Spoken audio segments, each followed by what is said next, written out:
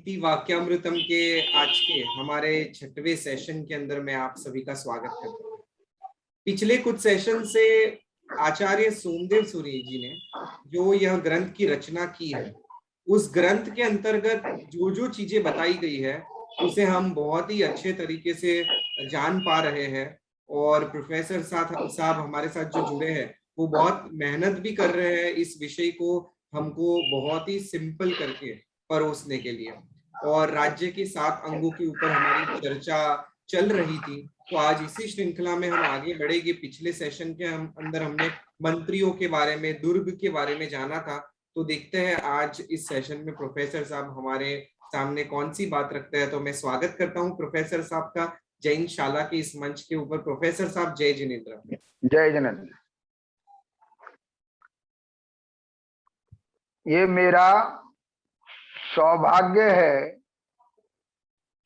कि आप सबके मध्य में आचार्य सोमदेव सूरी जैसे समर्थ आचार्य के द्वारा विरचित नीति वाक्यामृतम पर चर्चा करने का ये अवसर हमें प्राप्त हो रहा है।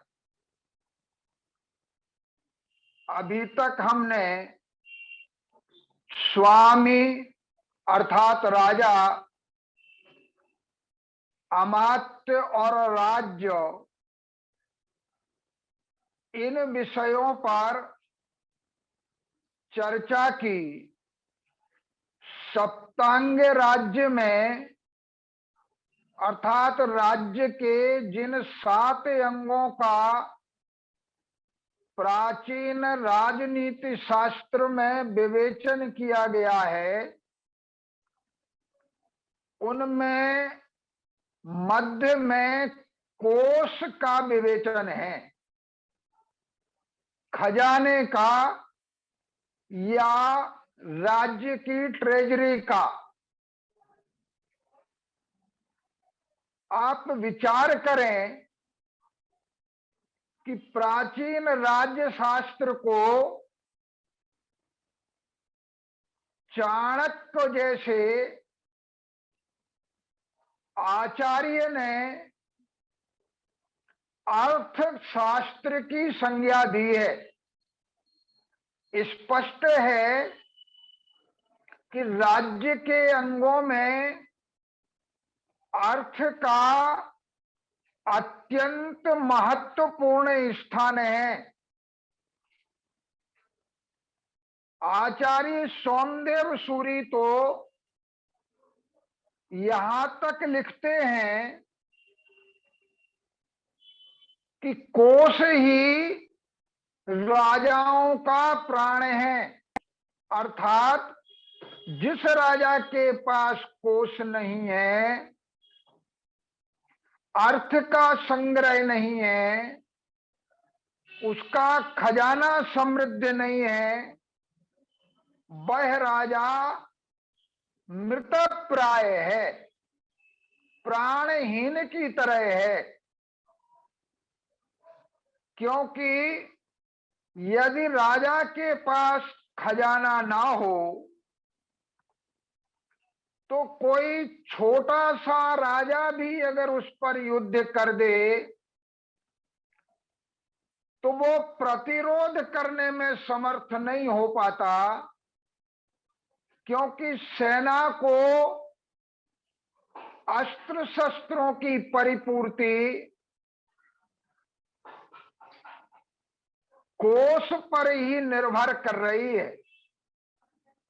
इसलिए प्रतिरोधात्मक युद्ध के लिए अर्थात अन्य राज्य के द्वारा थोपे गए युद्ध के प्रतिरोध करने के लिए भी कोष का होना अत्यंत आवश्यक है। क्योंकि संचय किया गया कोष ही संकट के समय में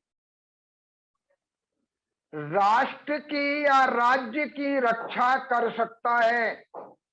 यहां तक कि राज परिवार की रक्षा के लिए भी संचित कोष अत्यंत आवश्यकता है। वही राजा अपने राष्ट्र को सुरक्षित रख सकता है जिसके पास विशाल कोष हो, आर्थिक समृद्धि हो, खजाना परिपूर्ण हो। क्योंकि अगर युद्ध लंबे समय तक चलता है तो लंबे समय तक चलने वाले युद्ध के लिए एक मजबूत कोष की आवश्यकता होती है। यदि राजा का कोष क्षीण हो जाए, हीन हो जाए, तो फिर राजा के पास कोई उपाय ऐसा नहीं बचता कि वह अपनी सेना को एकजुट बनाए रख सके। इसलिए आचार्य सोमदेव सूरी ने नीति वाक्यामृत में स्पष्ट रूप से कहा है कि कोष राजा का अत्यंत आवश्यक है, और इससे और कोष की महत्ता क्या हो सकती है कि आचार्य श्री उसे राजाओं का प्राण कह रहे हैं। ये कोष से क्या अभिप्राय है? एक पूरा समुद्देश, एक पूरा चैप्टर नीति वाक्यामृत में कोष के संबंध में विचार करने वाला है, और बड़े विस्तार के साथ आचार्य सोमदेव सूरी ने कोष के संबंध में चर्चा की है। उन्होंने बहुत साफ लिखा कि चाहे विपत्ति का समय हो राजा का, और चाहे राजा का संपत्ति का समय हो, चाहे राजा को सुखद समय हो या राजा का दुखद समय हो, जो राजा अपने कोष की वृद्धि करता रहता है, अपने कोष को समृद्ध बनाए रखता है, कोष को क्षीण नहीं होने देता है, वह राजा राष्ट्र की रक्षा में समर्थ होता है। यह राजतंत्र का वर्धक है, साथ में धर्म की भी रक्षा कोष से ही संभव होती है, क्योंकि धार्मिकों की रक्षा नहीं होगी तो धर्म की भी रक्षा नहीं हो सकती। न धर्मो धार्मिक ही बिना, धार्मिकों के बिना धन नहीं, धर्म नहीं, और धार्मिकों की रक्षा भी राजा कोष के बल पर, अर्थ के बल पर ही कर सकता है। सेवकों का पालन पोषण करने के लिए भी राजकीय कोष की अत्यंत महत्ता है। इसीलिए सोमदेव सूरी कहते हैं कि कौड़ी कौड़ी से, अर्थात पैसे से भी कम मूल्य वाला जो वस्तु है, उससे भी राजा कोष की समृद्धि करे।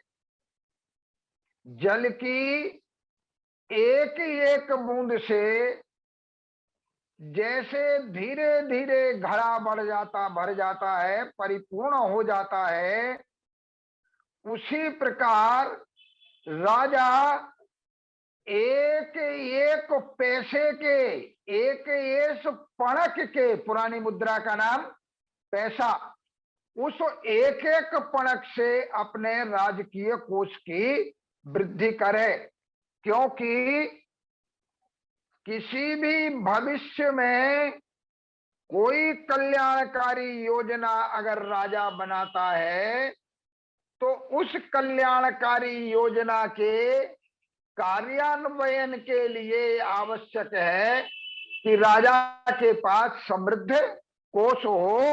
अगर राजा के पास समृद्ध कोष नहीं होगा तो राजा राष्ट्र में कोई भी कल्याणकारी योजना को नहीं चला सकता है।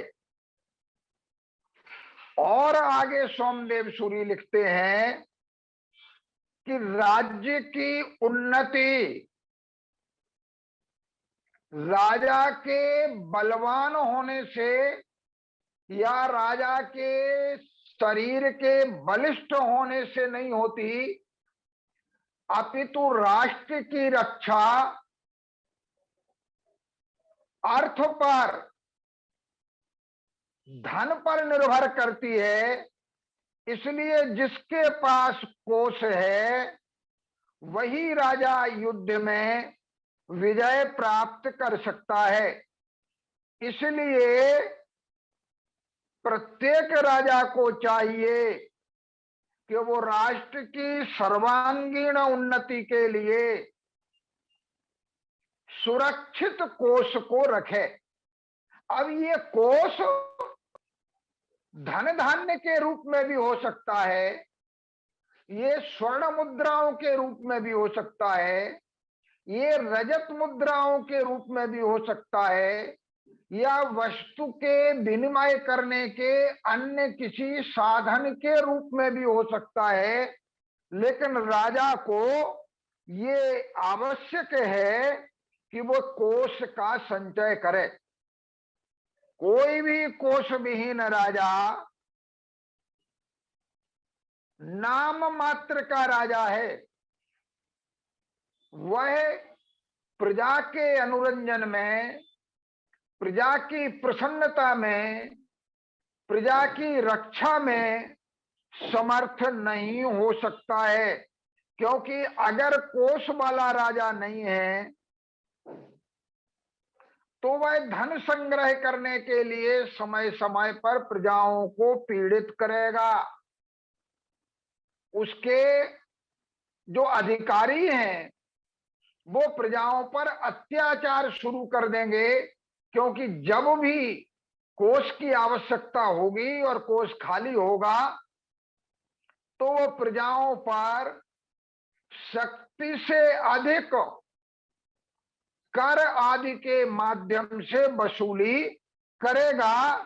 इसलिए और उस अत्याचार से तंग आकर के, परेशान होकर के प्रजाएं या तो राज्य छोड़कर, राष्ट्र छोड़कर पड़ोसी शत्रु राष्ट्र के पास चली जाएंगी, अथवा राजा के विरुद्ध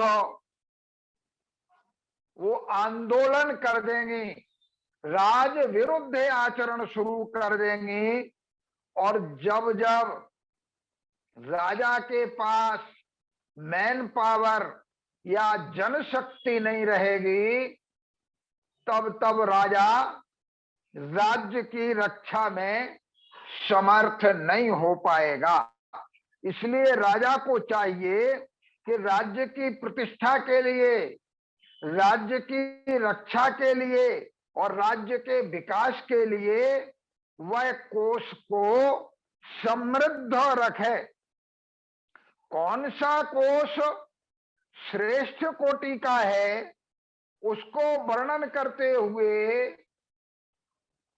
आचार्य सोमदेव सूरी लिखते हैं कि स्वर्ण मुद्राएं राजकोष में हो, रजत मुद्राएं राजकोष में हो, अर्थात राजा का खजाना सोने चांदी से परिपूर्ण हो। 10वीं शताब्दी में आचार्य सोमदेव के समय एक नाणक नाम की मुद्रा प्रचलन में थी, तो उसका भी उल्लेख किया कि जब विदेश से व्यापार के लिए अगर स्वर्ण मुद्रा और रजत मुद्राओं की आवश्यकता है, तो देश में पारस्परिक विनिमय के लिए उन नाणकों की भी आवश्यकता है, क्योंकि आपत्ति काल में प्रजाएं आवश्यक वस्तुओं का अगर संग्रह करने लगे तो राजा और नाणकों को जो राजकोष में है वो प्रजाओं के लिए उपलब्ध कराए, ताकि वहां भुखमरी न फैले और वह राजकोष के सहयोग के माध्यम से राजा को अपना सहयोग देते रहे, राजा को अपना समर्थन देते रहे। राजा के राजकोष में क्या गुण होना चाहिए, राजकोष कैसा हो, तो आर्थिक दृष्टि से वो समृद्ध हो। आपत्ति काल में उस कोष में धन ही नहीं, धान्य की भी समृद्धि हो। अगर अचानक युद्ध की स्थिति में खेत आदि नष्ट कर दिए जाएं, तो राजा के पास इतना धान्य मौजूद हो, पर्याप्त अनाज मौजूद हो कि प्रजाएं आसानी से अपनी आजीविका का परिपालन कर सकें।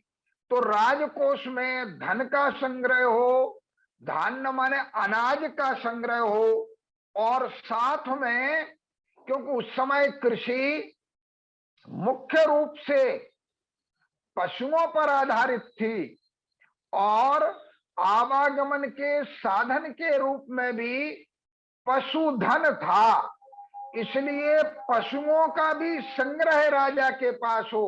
हाथी हो, घोड़े हो, बैल हो, तो ये सब समृद्धि राजकोष में होना चाहिए, क्योंकि इनकी समृद्धि के अभाव में सेना और राज्य कर्मचारियों को आजीविका के लिए जो वेतन दिया जा रहा है, जो नाणक उस समय की प्रचलित मुद्रा में दिए जा रहे हैं, वो राजकोष में मौजूद हो।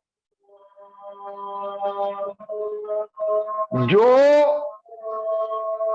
बड़े धनाढ्य लोग हैं, उन धनाढ्य लोगों के साथ राजा के ऐसे संबंध हों कि जब राष्ट्र पर आपत्ति के समय में किसी प्रकार की आवश्यकता पड़े, तो वो धनाढ्य लोग ये देने के लिए तत्पर रहे।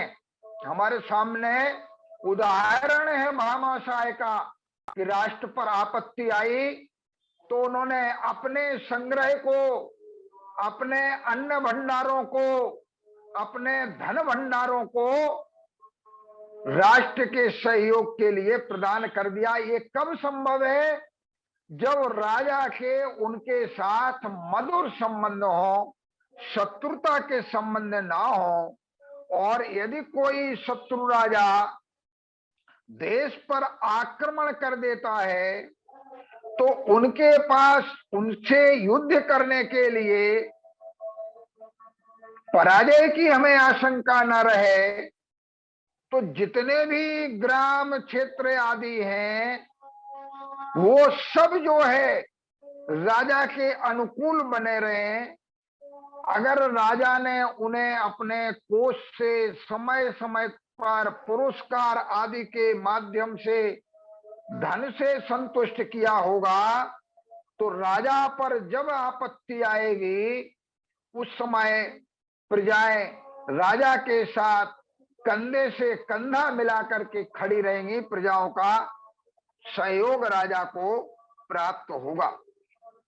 आचार्य सोमदेव सूरी ने कोष विहीन राजा की अनेक स्थलों पर निंदा की है। क्योंकि प्रतिष्ठा और सुरक्षा का जो आधार है वह कोष है। सोमदेव सूरी कहते हैं कि धनहीन व्यक्ति को तो जब उसके परिवारी जन, यहां तक कि उसकी स्त्री तक त्याग देती है, पत्नी तक त्याग देती है, तो जो दूसरे लोग वेतन भोगी खजाने से वेतन पा करके राजा की सेवा कर रहे हैं, वेतन न मिलने पर, खजाना छीण हो जाने पर वे भी राजा को त्याग ही देंगे। अर्थात धनहीन राजा को उसके सेवक, उसके पदाधिकारी, यहां तक कि उसके निकटवर्ती परिवारी जन भी उसको त्याग देते हैं। इसलिए सोमदेव सूरी लिखते हैं कि ऐसा तालाब जो बहुत विस्तीर्ण हो, बहुत विशाल हो, लेकिन अगर उसमें पानी नहीं है या पर्याप्त जल नहीं है तो उस तालाब का कोई प्रयोजन नहीं है। जबकि अगर छोटा तालाब भी जल से परिपूर्ण है तो वह प्रशंसनीय होता है। क्यों? क्योंकि वो लोगों की प्यास को बुझाता है, वो उनकी पिपासा को बुझाकर उन्हें संतुष्ट करता है। इसलिए ये आवश्यक है कि राजा, भले ही उसका राष्ट्र बहुत विशाल ना हो, भले ही राष्ट्र उसका छोटा हो, किंतु वो समृद्ध बना रहे, ये हमेशा ध्यान रखने की आवश्यकता है। अब कैसे पूर्ति हो राजकोष की, अगर आज के दृष्टिकोण से भी हम विचार करें तो सोमदेव सूरी ने जो सूत्र हमें दिए हैं, जो कोष की समृद्धि के लिए फॉर्मूले दिए हैं, वो निश्चित तौर पर आज भी कारगर साबित हो सकते हैं और अनेक आपत्तियों से, जब अतिवृष्टि हो, अनावृष्टि हो, कोई तूफान आया हो, कोई महामारी फैली हो, तो उस समय अगर कोष समृद्ध हो तो राष्ट्र में किसी भी प्रकार से उनकी प्रतिरोध करने की क्षमता विद्यमान रहती है। तो वो पूर्ति कैसे करें अपने कोष की, उसके लिए उन्होंने कहा कि जब ब्राह्मण, मैं फिर निवेदन कर रहा कि यहां पर हम जाति विशेष का ग्रहण न करें, क्योंकि हमारे आगमों में, हमारी परंपरा में कौन ब्राह्मण है, इसका बड़े विस्तार के साथ विचार किया गया है।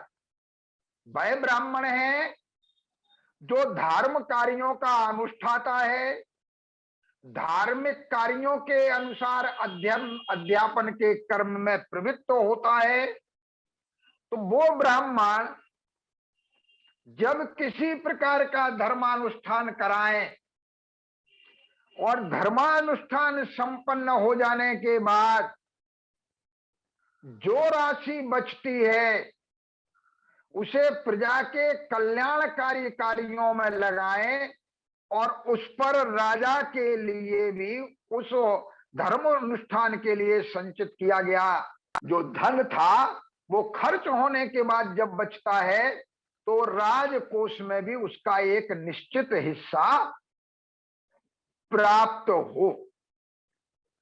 इस प्रकार की परंपरा का निर्देश आचार्य सोमदेव सूरी ने किया है। आज धार्मिक अनुष्ठानों में बहुत विशाल धनराशि खर्च हो रही है, उनसे कितना राष्ट्र का कल्याण हो रहा है, ये कहना बहुत कुछ वो राशि किस रूप में व्यय हुई है इस पर निर्भर करता है। लेकिन अगर वो राशि बहुत ज्यादा बचती है तो उसमें राज्य का भी हिस्सा हो। ऐसे ही व्यापारियों ने जो धन का संचय किया है उसके परिवार के पालन पोषण के बाद जो संपत्ति शेष रहती है उस कौटुंबिक पालन के अतिरिक्त जो धनराशि शेष बचे उससे व्यापारी राजकीय कोष को समृद्ध करें। तो अध्ययन अध्यापन वाले आ गए, व्यापारी आ गए। तीसरी बात जो वो कह रहे हैं, वो कह रहे हैं कि जो धनाढ्य व्यक्ति हैं, संपन्न व्यक्ति हैं, लेकिन अगर वो संतानहीन रह जाते हैं तो ऐसे संतानहीन व्यक्ति का जो धन है, जो उत्तराधिकार के रूप में किसी को नहीं दिया गया है और उसको लूटने खसूटने वाले लोग पारिवारिक हो या उसके रिलेशन में हो, संबंधी हो, वो बने हैं, उनसे राजा उस धन को राजकीय संपत्ति के रूप में ग्रहण कर सकता है।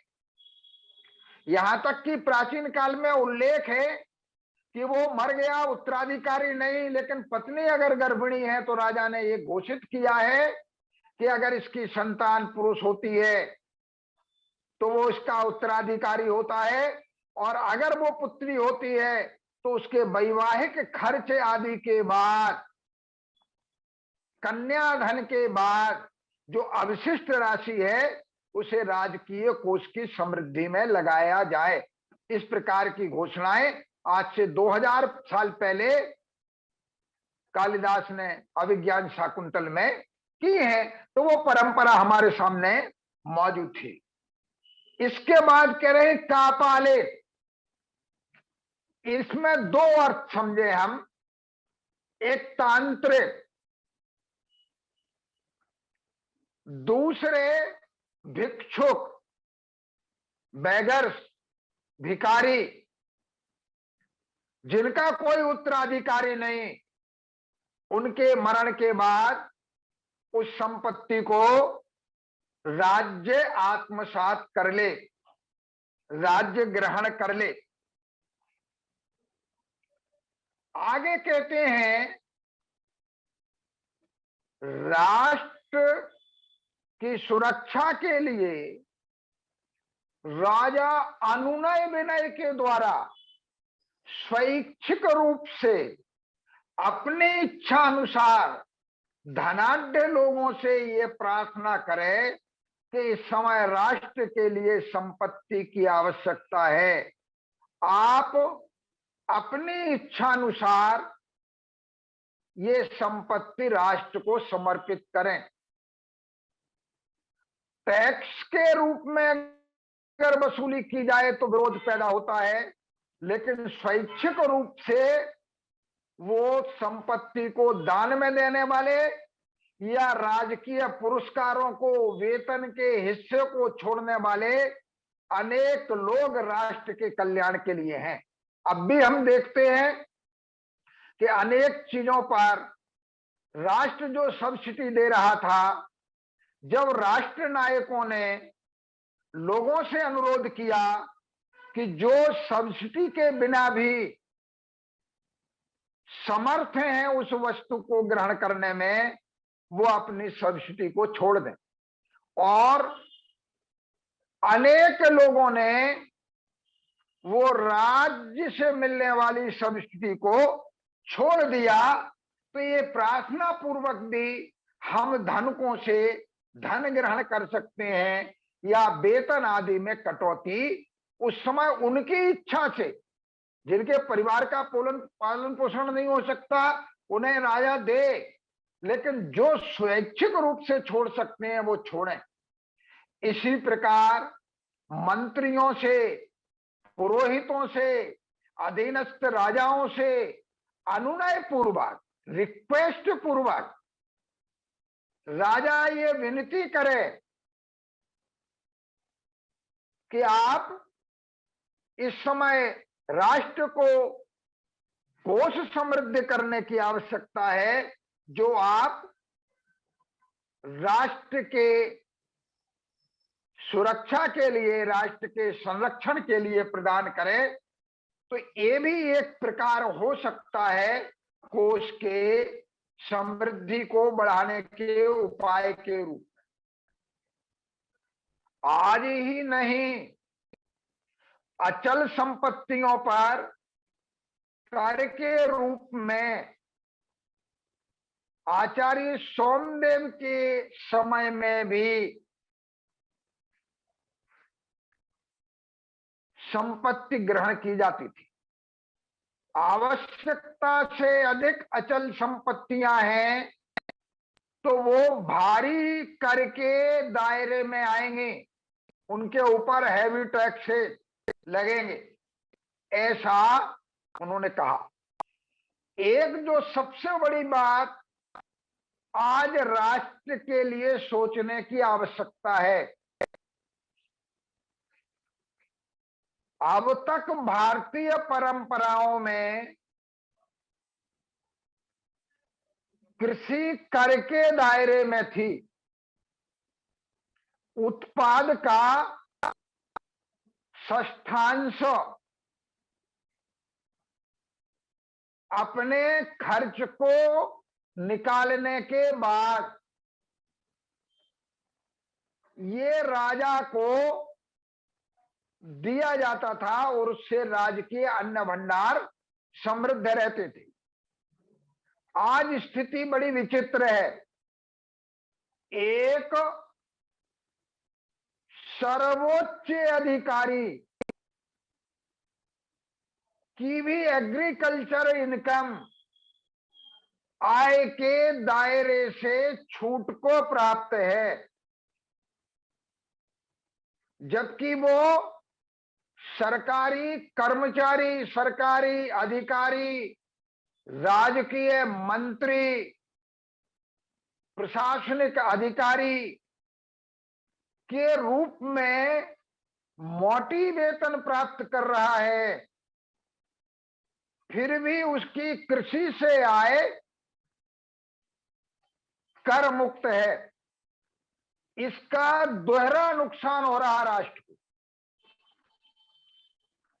एक तो अन्न भंडार भरने के लिए महंगी दर पर खरीद और सस्ती दर पर उन्हें निकालने के लिए समय पर बिक्री। तो कृषि को कर के दायरे में जब जब रखा गया है, राष्ट्र को अन्न खरीदने की आवश्यकता नहीं पड़ी, अपितु अन्न के भंडार हमेशा उनके समृद्ध बने रहे। तो इस पर मैं समझता हूं कि एक सीमा तक कृषि को आय के दायरे में न रखकर, लेकिन विशाल आय वाली कृषि पर अगर पहले की तरह कर का दायरा निश्चित हो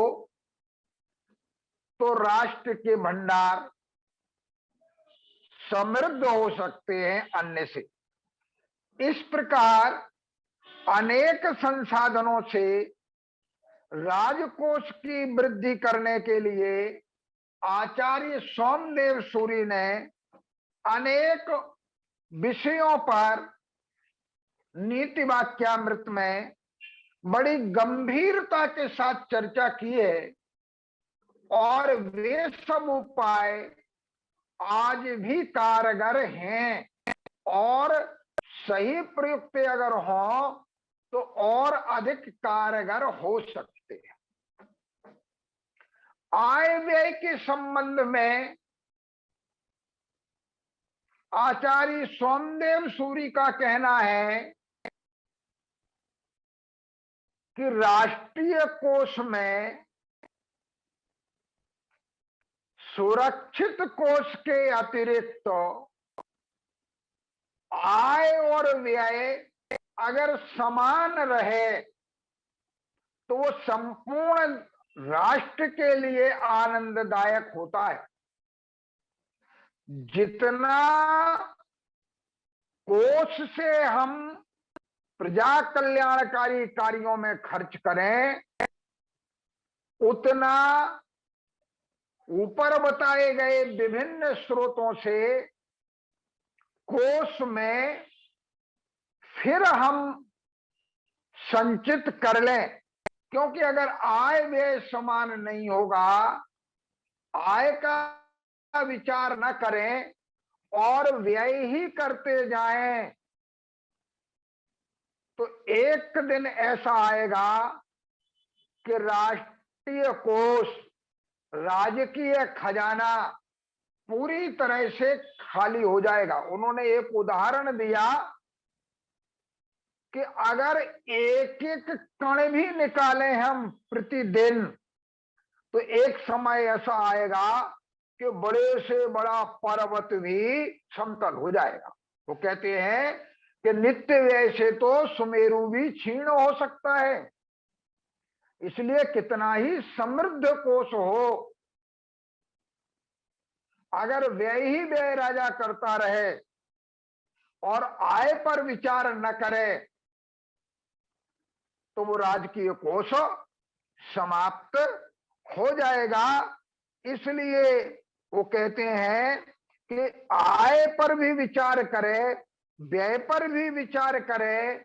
अगर संचित कोष अधिक और समृद्ध ना हो, तो जितना संचित कोष है वह कम से कम क्षीण ना हो।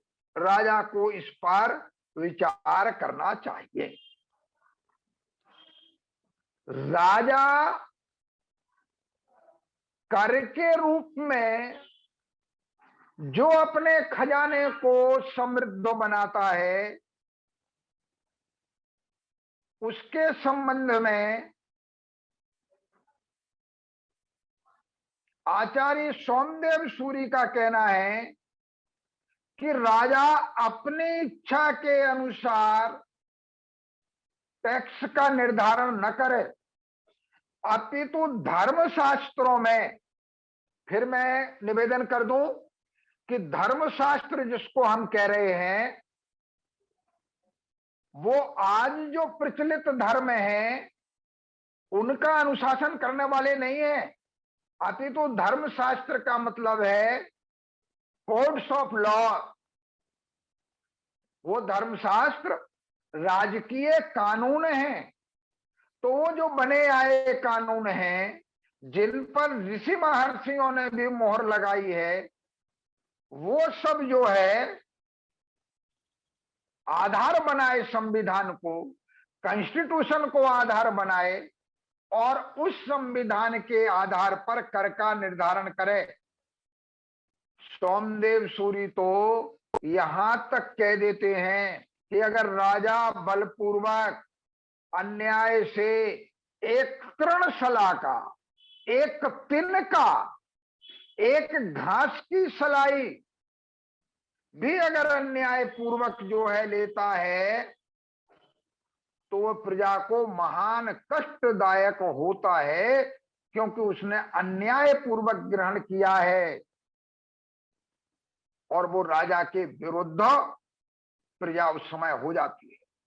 और भी लिखते हैं वो कि अन्याय की जो प्रवृत्ति है राजा की, वो बहुत लंबे समय तक राजा को संपत्ति देने वाली नहीं बन सकती। क्यों? जब सारा मेरी कमाई टैक्स में जाने लगेगी तो मैं कमाना बंद कर दूंगा, क्योंकि देना ही मुझे टैक्स पूरा है, इतना टैक्स देना है। तो फिर अगर ऐसे अन्याय पूर्वक टैक्स लगाएंगे तो फिर देश का जो आर्थिक ढांचा है, जो व्यापारिक ढांचा है, जो खेतीबाड़ी का ढांचा है, वो सब जो है उस समय समाप्त तो हो जाएगा। इसलिए राजा इन पर बहुत सावधानी बरते। वो कहते राजा प्रजा को समस्त प्रकार के कष्टों से दूर रख करके अपने कोष को समृद्ध करे। ये क्यों? क्योंकि अगर कष्टदायक कर प्रणाली राजा की होगी तो राजा फिर जो है बहुत लंबे समय तक प्रजा का साथ प्राप्त नहीं कर सकता है।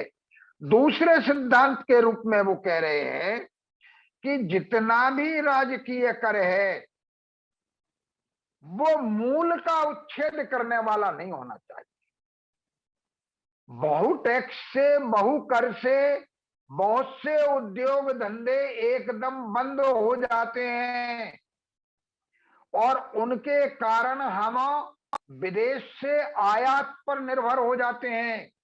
इसलिए राजा को मूलोच्छेद करने वाले अर्थात ऐसे उद्योग धंधों को बंद की कगार पर ले जाने वाले कार्य नहीं करना चाहिए, क्योंकि इससे राष्ट्र दरिद्र हो जाएगा। राष्ट्र की जो स्वर्ण मुद्राएं और रजत मुद्राएं हैं वो अन्य राष्ट्र के पास चली जाएंगी। इसलिए आवश्यक है कि अन्याय पूर्वक एक तृण सलाका भी ना ले, भारी कर न लगाए, प्रजा को कष्टकारक कर जो मूल का ही विनाश करने वाले बन जाए ऐसे न लगाएं। राजकीय कोष की सब प्रकार से सुरक्षा करे, क्योंकि प्रजा से प्राप्त एक एक पैसा, धन का एक एक काणा जो प्राप्त किया है वह वास्तव में राजा का प्रजा के प्रति जो भाव है उसी से प्राप्त हुआ है। और अगर उसकी सुरक्षा नहीं करेगा तो राजा अत्याचार से पीड़ित होकर के, राजा के अत्याचार से पीड़ित होकर प्रजा पलायन कर सकती है, प्रजा उस देश को छोड़ करके जा सकती है। इसलिए वो ध्यान रखने की आवश्यकता है। यहां एक बात और समझना है जिसको सोमदेव सूरी कह रहे हैं कि राजाओं का जो कर ग्रहण है अर्थात राजा जो टैक्स लेते हैं वो साधन है, साध्य नहीं है। अगर राजकीय कोष समृद्ध है और जरूरत पड़ती है हमें कि हम पूरी तरह से टैक्स फ्री कर सकते हैं तो फिर टैक्स लेने की कोई आवश्यकता नहीं है।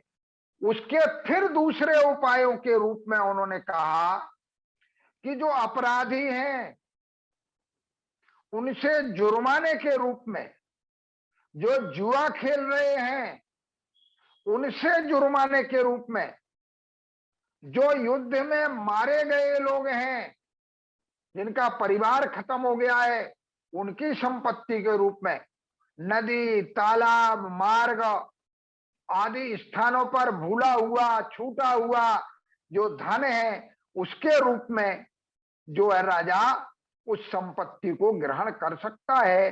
फिर टैक्स की या कर लगाने के लिए राजा को बहुत आवश्यकता नहीं है। इस प्रकार जिससे प्रजा का पीड़न ना हो वैसा राजा प्रयास करे। वो कहते हैं कि राजकर जो है ये राजा का और राज परिवार का भी वेतन है, इसलिए संचित धन से राजा कितना खर्च करेगा ये निर्णय भी राजा को कर लेना चाहिए और उसी के अनुसार अपने परिवार पर, अपने राजा की रक्षा के लिए, राज परिवार की रक्षा के लिए उसे कार्य करना चाहिए। प्राचीन काल में मुख्य रूप से दो स्रोत थे आय के। एक तो भूमि पर जिसे हमने अचल संपत्ति पर कर के रूप में कहा है, दूसरा अन्य वस्तुएं जो आयातित हैं, हमने पड़ोसी राष्ट्रों से मंगाई हैं उन पर कर के रूप में, क्योंकि वो कौन मंगा सकता था? जो समृद्ध लोग थे उन पर कर के रूप में राजा ग्रहण करे, वो आय का स्रोत बनाए। यद्यपि कृषि पर षष्ठांश वृत्ति राजा का अधिकार है, लेकिन राजा बड़ी उदारता पूर्वक, सोमदेव सूरी कहते हैं, वो कृषक वर्ग के प्रति व्यवहार करे। अगर कभी अनावृष्टि, वर्षा कम होने की वजह से, वर्षा ज्यादा होने की वजह से, बाढ़ आ जाने की वजह से, सूखा पड़ जाने की वजह से अगर कृषि के उत्पाद में गिरावट आई है और वो षष्ठांश वृत्ति या छठा हिस्सा देने में असमर्थ है, तो ऐसे समय पर राजा कृषकों के प्रति, किसानों के प्रति, फार्मर्स के प्रति बड़ी उदारता दिखाए। कभी राजा की सेना ने कूच किया है, खेतों से जाना पड़ा है, कृषि नष्ट हो गई है, हाथी घोड़ों ने उसे कुचल दिया है, तो वह उस समय कर तो माफ करे ही, कृषि से कोई जो है जिसको लगान आदि हम कह रहे हैं वो ना ले, साथ में उसके हर जाने के रूप में भी कृषकों के लिए पर्याप्त तो धन दे। अन्य प्रकार के करों का भी सोमदेव सूरी ने उल्लेख किया है, लेकिन सब जगह ये कहा है कि कभी भी ऐसे व्यापारी जो सरलता के साथ कर दे रहे हैं उन पर कर का बोझ न डाले, अपितु जो छल कपट करने वाले व्यापारी हैं वो परीक्षण के उपरांत, जांच के उपरांत उन पर भारी टैक्स जुर्माने के साथ वसूल करे। आयात और निर्यात पर कर के सिद्धांतों का भी विवेचन किया है। मैं पहले ही आपको बता चुका हूं, अनेक प्रसंग ऐसे हैं कि हमारे चीन के साथ भी रेशमी वस्त्र यहां आता था, चीनांशुक, उसका नाम ही था चीनी कपड़ा। तो वो व्यापार आता था, जब आता था तो राजा उसको लाने वाले पर जो है वो कर आदि लगाते थे। तो इस प्रकार कर के सिद्धांतों में जो था वो अनेक प्रकार से था। व्यवहारिक रूप से जो राष्ट्र की रक्षा के लिए हो, इस तरह से राजा कर का प्रयोग करे। वहां कह रहे हैं कि कोष विहीन जो राजा है, वो कोष विहीन राजा की कोई सेवक सेवा नहीं करता है, इसलिए हमेशा वो ये ध्यान रखे कि कोष तो उसके समृद्ध रहे, किसानों पर उदारता बरते, शुल्क स्थानों की सुरक्षा करे। व्यापारियों से वो कर लेता है, व्यापारियों से अनेक प्रकार के शुल्क वसूलता है, तो गमनागमन में व्यापारियों की सुरक्षा हो। राजपुरुष माने स्टेट पुलिस, वो राजपुरुष जो हैं वो व्यापारियों की मार्ग में पूरी तरह से सुरक्षा करे, क्योंकि व्यापारे बसति श्री, व्यापार में ही राष्ट्र की लक्ष्मी का निवेश है, निवास है, वहां रहती है। अब अधिकारी अल्प मूल्य में बहुमूल्य वस्तु ना लें।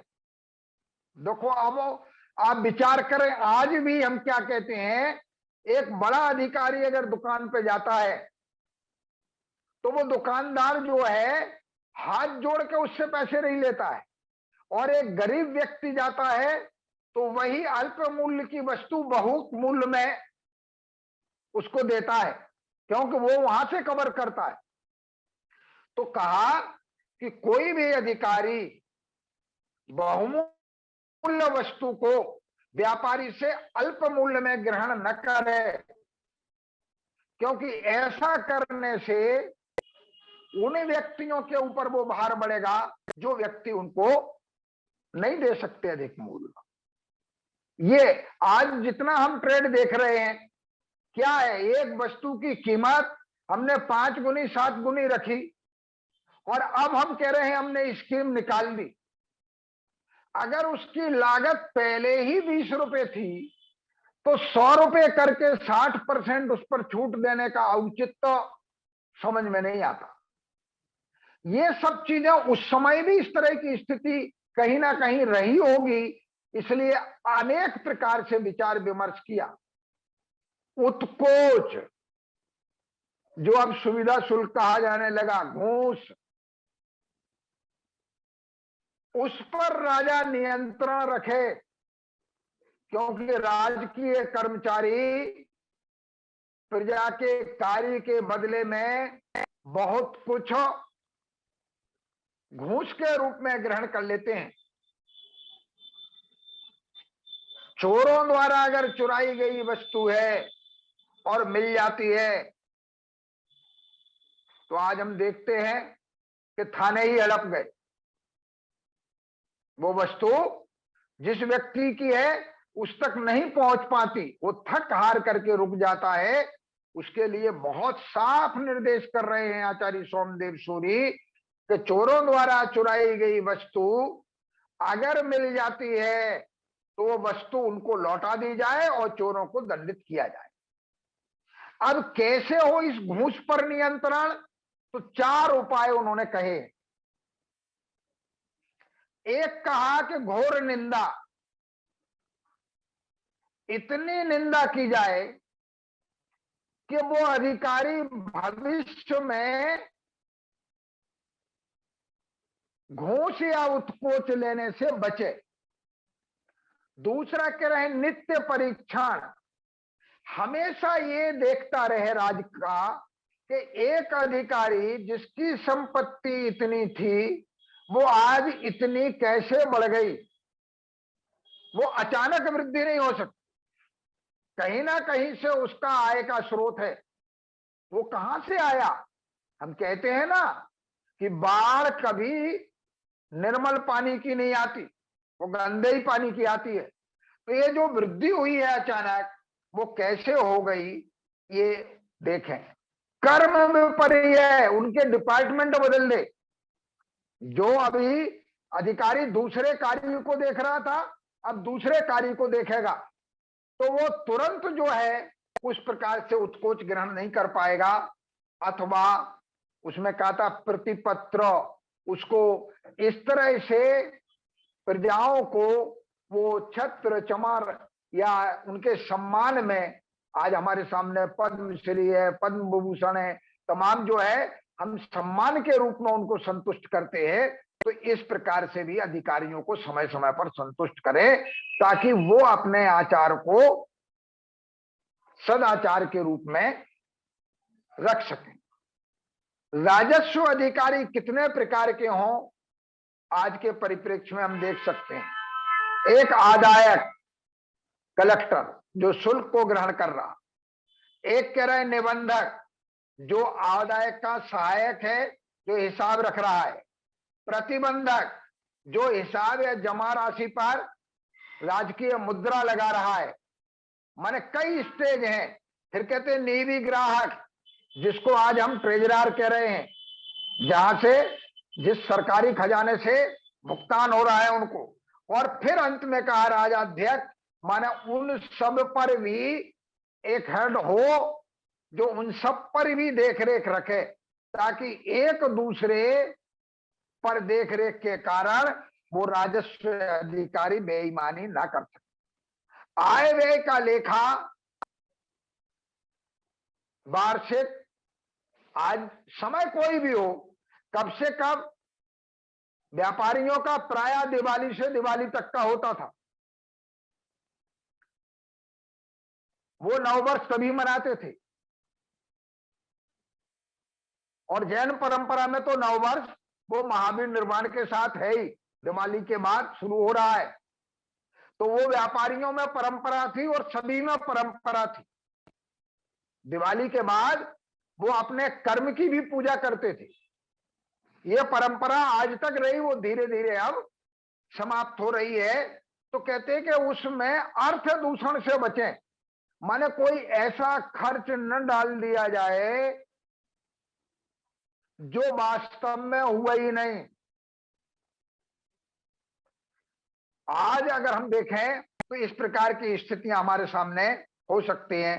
व्यापारियों पर नियंत्रण के लिए नाप तोल पर नियंत्रण हो, मूल्य वृद्धि पर नियंत्रण हो, उनके असत्य व्यवहार पर नियंत्रण हो, देश काल माने किस स्थान पर वस्तु की ज्यादा आवश्यकता है, किस समय वस्तु की ज्यादा आवश्यकता है, उस समय उनके रेट ना बढ़ पाए, ये ध्यान रखा जाए।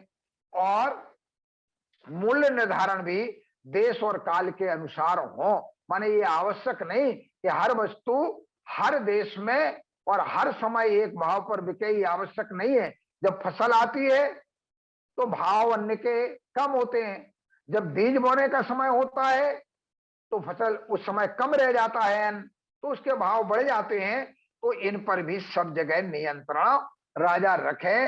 तो कोष की समृद्धि करते समय ये राजकीय नियमों में इस प्रकार से आचार्य सोमदेव सूरी ने चारों तरफ से राजा, मंत्री, राजकीय अधिकारी सबको बांध दिया है कि प्रजाओं को बिना कष्ट दिए, बिना पीड़ा पहुंचाए वह अपने कोष को समृद्ध बनाए रखे, आय व्यय को समान करे, आय से अधिक व्यय न करे, और वो थोड़ा थोड़ा ग्रहण करे टैक्स के रूप में। क्योंकि वो कहते जल बिंदु निपाते नो क्रमशः पूर्यते घटा। अगर एक एक बूंद भी लगातार गिरता रहे तो धीरे धीरे घड़ा पूरा भर जाता है। उसी प्रकार एक एक नाणक, एक एक मुद्रा जो उस समय प्रचलन में है, अगर वो भी राजकीय कोष में आती रहे तो राजकीय कोष समृद्ध हो सकता है। इस प्रकार आचार्य सोमदेव सूरी ने नीति व्याख्यामृत में कोष के विषय में विस्तार से विवेचन किया है और उन्होंने कहा है कि कोष की महत्ता सप्तांग राज्य में सबसे अधिक है। हमारे पास 2 कमरे हों, 2 कक्ष हों और एक दीपक हो तो हम दोनों के बीच के दरवाजे पर रख देते हैं और वो दोनों को प्रकाशित करता है। तो सप्तांग राज्य में भी चतुर्थ अंग के रूप में इस कोष को रखा गया, 3 इस तरफ 3 इस तरफ।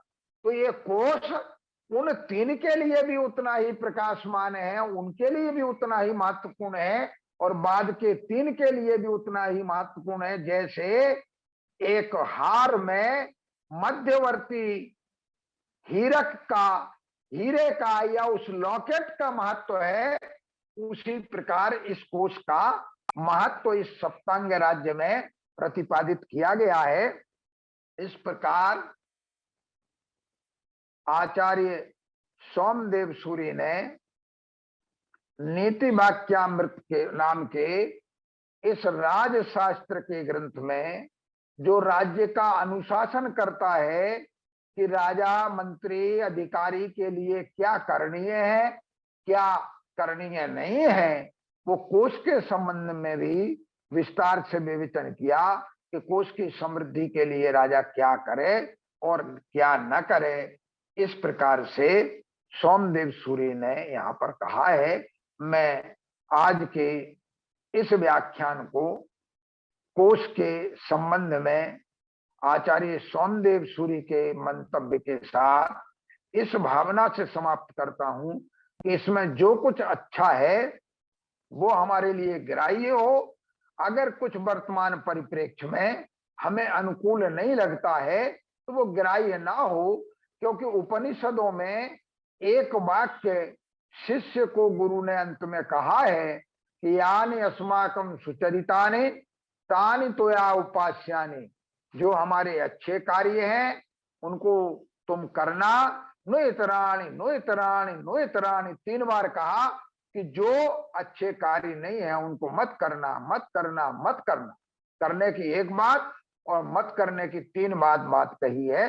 तो मैं भी इसी भावना से कि जो हमारे प्राचीन राजशास्त्र में अच्छाइयां हैं उनको हम ग्रहण करें और जो कमियां हैं उनको छोड़ें। क्यों? क्योंकि पुराणमेव पुराण मित्येव न साधु सर्वम, जो सब कुछ पुराना है वही सब कुछ अच्छा नहीं है, और जो सब कुछ नया है वो सब कुछ बुरा नहीं है। नए में भी अच्छा हो सकता है और प्राचीन में भी अच्छा हो सकता है।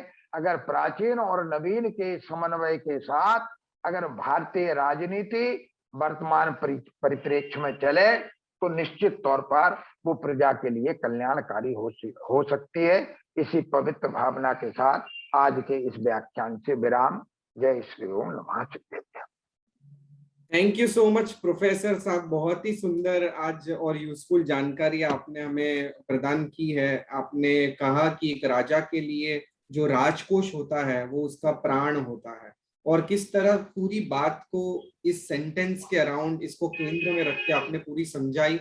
ब्राह्मण, व्यापारी, सबकी ड्यूटीज क्या होती है, राजकोष क्यों समृद्ध होना चाहिए, और साथ ही साथ बहुत अच्छी बात आपने कही कि नित्य वैसे तो सुमेरु भी क्षीण हो जाता है, और ये सार्थक बात है हमारे डे टू डे लाइफ में भी। ये बहुत यूजफुल बात है जो आपने बताई। अब मैं ये सेशन ओपन रखना चाहूंगा, अगर किसी को कोई प्रश्न है तो आप हैंड रेज कर सकते हैं या प्रोफेसर साहब से पूछ सकते हैं। किसी को कोई प्रश्न पूछना है तो आप हैंड रेज कर सकते हैं या चैट विंडो में टाइप कर सकते हैं।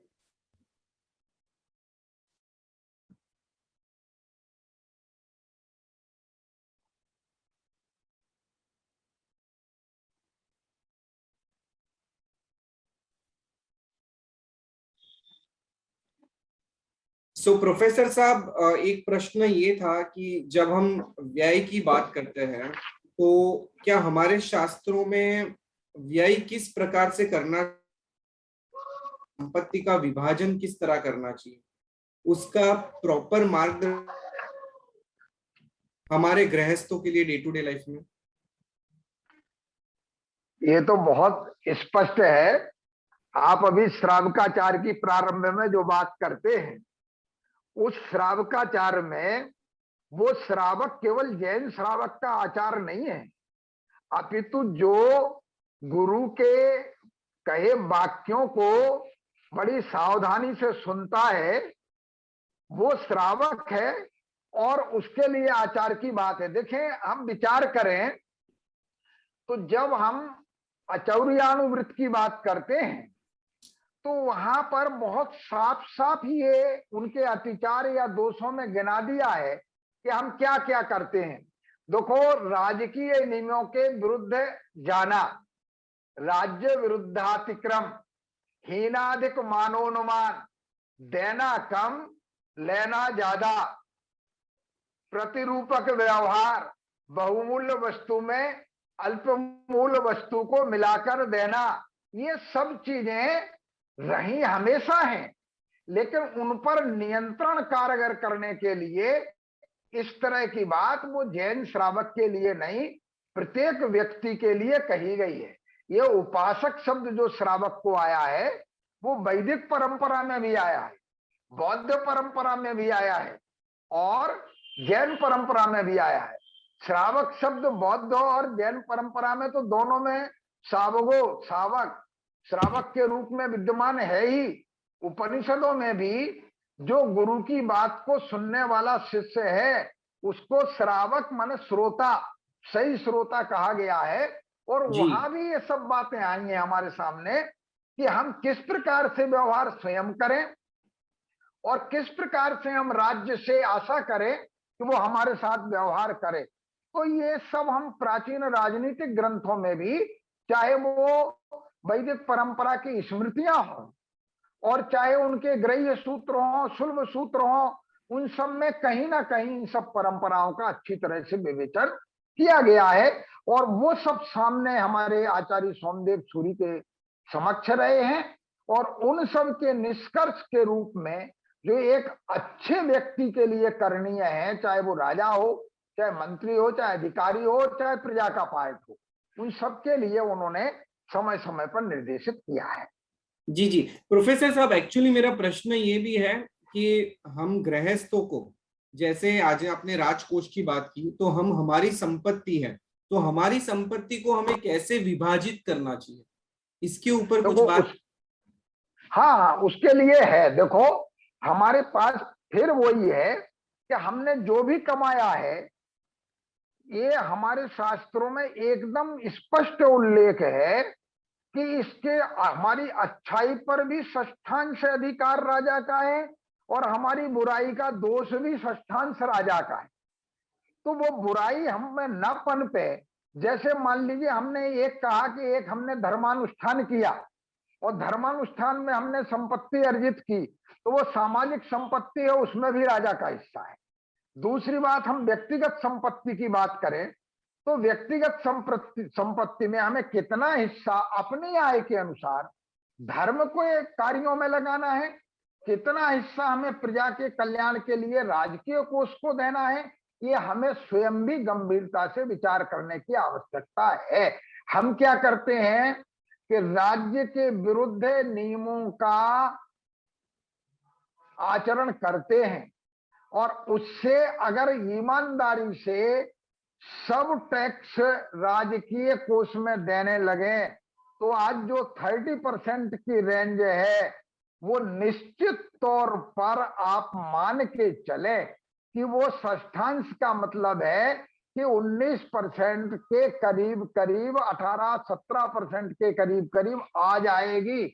आज भी अगर हम सही करें तो वो षष्ठांश वृत्ति से ज्यादा टैक्स का राजा को ना अधिकार है और ना हमें देने के लिए निर्देश है, और उससे ऊपर जो हो रहा है वो प्रजा पीड़न के रूप में है। जी जी प्रोफेसर साहब। तो प्रोफेसर साहब यहाँ एक और प्रश्न पूछना है कि हम जब टैक्स की बात करते हैं तो आज टैक्स को बचाने के लिए हम लोग हमारी इनकम की प्लानिंग करते हैं उस हिसाब से, और कहीं कहीं ऐसे भी देखने मिलता है कि घर में जितने लोग हैं उनके अकाउंट में सेटलमेंट करके इनकम बताना और टैक्स ऐसे बचाना, तो ये आपके हिसाब से उचित है या अनुचित है? नहीं, उसमें देखो फिर देखें, अगर वो परिवार के उस व्यक्ति की ईमानदारी से इनकम है तो उसकी इनकम है। अगर मैंने उसको दान में दिया है तो जितना अधिकार उसे अपने इनकम में छूट पाने का है उतना वो छूट पा रहा है। अगर नियमानुकूल है तो नियमानुकूल है तो कोई दिक्कत नहीं है, अगर राजकीय नियमों के विरुद्ध है तो हम दोष कर रहे हैं। जी जी प्रोफेसर साहब जी, thank you so much professor साहब इतने वंडरफुल सेशन के लिए, और हम पुनः आपसे बुधवार को मिलेंगे, अगले बुधवार को। तब तक के लिए हम आज के सेशन को विराम देते हैं, और विराम देने से पहले मैं सभी से कहना चाहूंगा कि अगर आपको कोई भी रिकॉर्डिंग एक्सेस करना है तो द जैन फाउंडेशन नाम की यूट्यूब पे चैनल है, वहां जाके आप प्रीवियस रिकॉर्डिंग एक्सेस कर सकते हो और प्रोफेसर साहब की हर एक लेक्चर को सुन सकते हो। और अगर आपको कोई भी क्वेरी है तो आप जेएफ टीम को भी भेज सकते हैं, हम प्रोफेसर साहब से आपको कनेक्ट करवा देंगे। और इसी के साथ हम आज के सेशन को विराम देते हैं, और शुक्रवार को, इस शुक्रवार को जैन टॉक्स का 120वां सेशन है, जिसमें हमारे साथ डॉक्टर भूपेंद्र मनावत जी जुड़ रहे हैं और वो चक्रास और ऑरा के ऊपर बात करने वाले हैं। तो मैं सभी से दरखास्त करूंगा कि उस सेशन में भी आप जरूर जुड़िए, जिससे हमको कोई ना कोई डिफरेंट सब्जेक्ट का नॉलेज मिलता रहे। इसी के साथ जगत के सभी जीवों का कल्याण हो, जगत के सभी जीवों का मंगल हो, जगत के सभी जीव हमारे मित्र हैं, कोई भी हमारा वैरी नहीं है, इस भावना के साथ प्रार्थना। अणु परमाणु शिव बनी जाओ, अखा विश्व नु मंगल थाओ, सर्वे जीवो मोक्षे जाओ। खामे में सव्व जीवे सव्वे जीवा खमंतु में, मित्ति में सव्व भूएसु वैरम मज्जन केणई। सर्वथा सौ सुखी थाओ, पाप ना कोई आचरो, राग द्वेषति मुक्त बनीने, समता सौ समाचरो।